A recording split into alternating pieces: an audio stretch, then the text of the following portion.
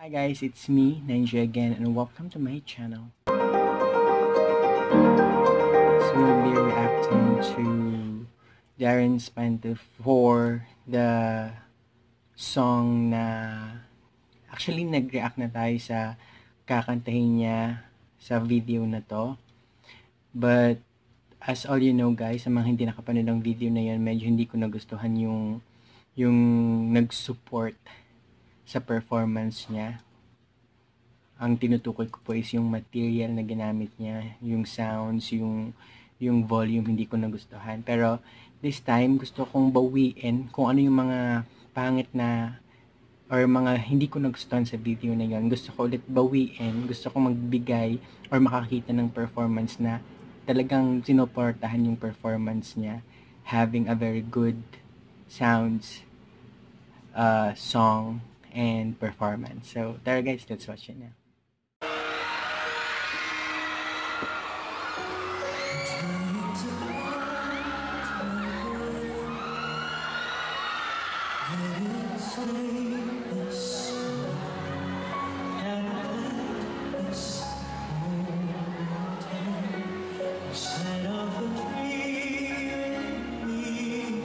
Galing. So soothing.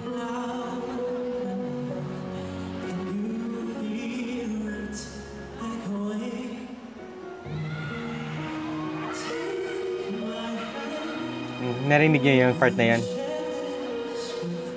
Sobra niyang ingat para ilabas yung note na yan, yung take my breath.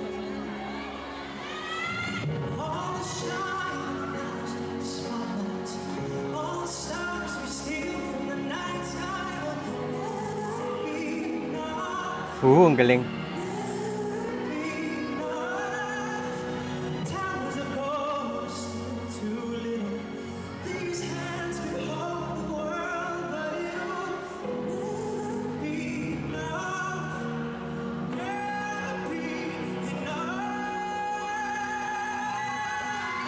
Pinatasan niya yung volume na may, pero for me, kahit hindi niya pataasan, okay naman yung sound. Yung pag-build up, dun niya inantay na pataasan yung volume ng mic, pag-build up ng song. Ang ganda.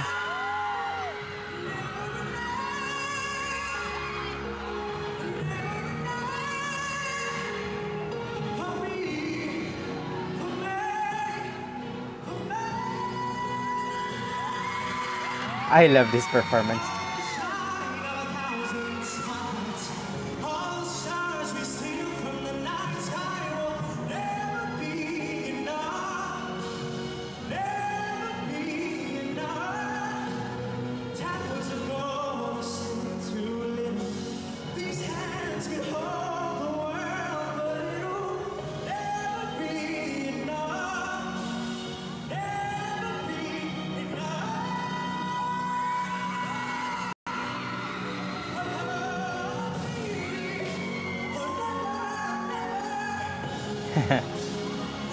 I love this performance.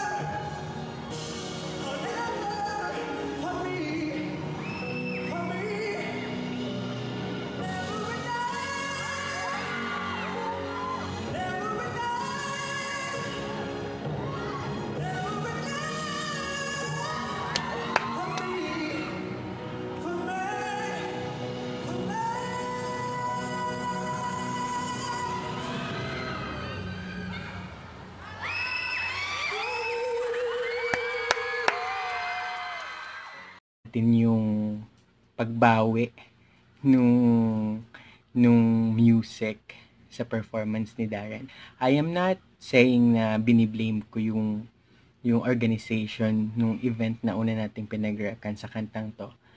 Pero kung ikukumpara yung material doon sa unang video na pinanood natin, mas maganda yung material dito sa itong video na pinanood natin ngayon. Ang ganda ng volume, ang ganda ng sounds ng mic. Actually, Darren still asked for the DJ ata to increase the volume of the mic. Pero for me, kahit hindi na siya increase, okay na ang sounds. Pero syempre, nakadepende pa rin yun sa kumakanta. Siya ang nakakaramdam kung kailangan pababaan or patasan. So that's perfect, that's okay. And from start to end, wala akong nakitang flaws. It's actually flawless for me. Ang ganda ng build-up ng song. Nagsimula siya sa napaka-soft. Para siya nagkikwento. Sa simula hanggang middle, hanggang makarating siya sa chorus, di ba? Para siya nagkikwento. Para siyang, iniba niya yung style. Kasi, basically, this song na kinanta niya is parang di ba? Para siyang pang play or something. Parang, napaka-solemn dahil. Pero, this time, sa version niyang to, iniba niya. Parang ginawa niyang classy pop yung style nung performance niya, nung version niya, which is ang ganda. And nung pag-build up niya dun sa bandang gitna na sa chorus na yung never enough, binigyan niya rin yun ng different version. Actually, yung version niya dito is the same lang din dun sa unang version na niraakan natin. However, for me, mas perfect to sa tenga ko. Well, I apologize. Sorry kung may mga hindi agree sa sinasabi ko, pero ito lang po yung reaction ko. Okay po, or ito rin po yung napansin ko. So, sana po matanggap nyo yun. And yeah, that's it. Actually, the performance here is perfect. Wala akong nakitang flaws. From start to end, at binigyan niya tayo ng napakadramang ending. Diba? Siguro mga 1, 2, 3, siguro mga 4 seconds to 5 seconds siyang, sige sabihin natin mga 1 minute siya nag-stop, 1 to 2 minutes siya nag-stop, bago niya sinabi yung pinaka-last line ng kanta, which is ang drama, ang ganda, pasok na pasok sa drama na ibinigay niya sa kanta. So, yun yung napansin ko. And actually, Miss Tony actually requested this song. I don't know kung ito yung video, pero if this is not the video na ni-request mo, madam, for me, okay na to kasi maganda yung performance niya dito at maganda ng sounds. Ang ganda ng material, ang ganda nung material na tinulong ng production na yun to perform or para kay Darren makaperform ng maayos at maganda para sa ating lahat. So that's it guys. So if you like my reaction, please give me a big thumbs up. And sa mga hindi pa nakasubscribe at nakakapasyal pa lang, please push the subscribe button. And there is like a bell notification under this video para kayong unang-unang makanood ng videos ko. So that's it for today guys. See you on my next video and have a great day. Mwah!